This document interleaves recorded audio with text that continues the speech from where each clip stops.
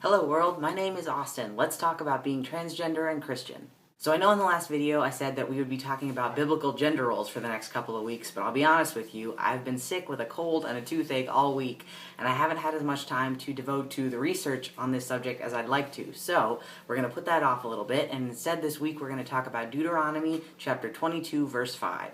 This verse has been called the only verse that might directly relate to people today who are trans or non-binary, but in reality it has more to do with cross-dressing. So, chapter 22 verse 5 says, "A woman shall not wear a man's apparel, nor shall a man put on a woman's garment, for whoever does these things is abhorrent to the Lord your God." There are two things that we need to bullet point about this right away. The first one is that clothing is cultural. Things that may be seen as male in one place can be seen as female in another place. For instance, a skirt, which may be seen generally as something that a female might wear, can be seen as male in places where men wear kilts. Clothing also changes over time, and while it may have been risque for women to wear pants in 1910, now jeans are pretty gender neutral.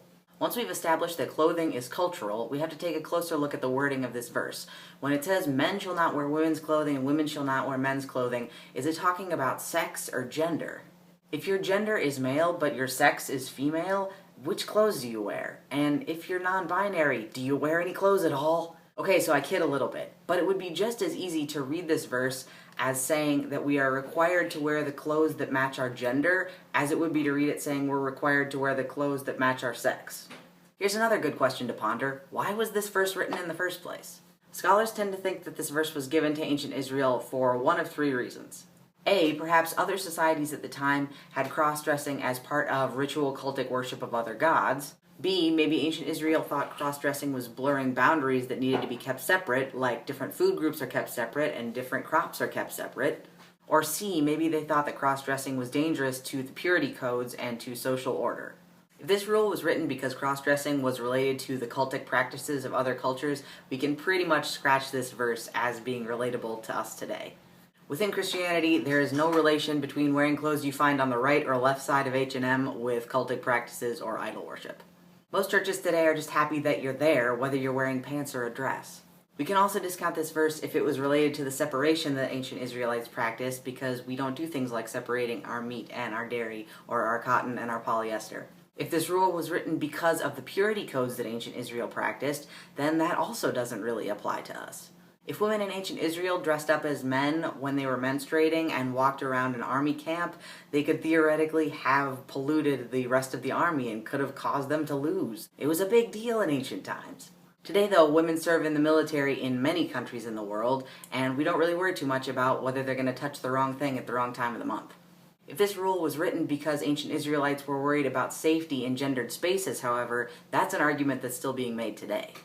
A rule against cross-dressing may have seemed necessary if it was possible for men to sneak into women's spaces and commit sexual assaults, so this rule may have been written for their protection. Obviously, all precautions should be taken to prevent sexual assault, but that's no excuse for fear-mongering that has no basis in actual fact. Today we see several states in the US trying to pass bathroom bills which would keep trans people from using the bathroom that is related to their gender identity. The argument that's being made is that somebody could try to pass as trans in order to get into a bathroom and commit sexual assault. The truth is that somebody pretending to be trans in order to commit sexual assault really doesn't happen, and that it's trans people themselves who are actually most at risk in these highly gendered spaces. So, long story short, we don't know why Genesis 22:5 was written. We can take our best guess and we can look at the history and the anthropology, but some people are more comfortable taking this verse at face value and just doing it, whether they understand or not. In the end, with issues like these, I try to look for other verses that may have something to say about the same topic. For instance, when I start to get too worked up about my clothes or what they say about me, I remember what Jesus said in Matthew 6. He said in Matthew 6:25, "Do not worry about your life, what you will eat or what you will drink, or about your body or what you will wear. Is not life more than food and the body more than clothing?"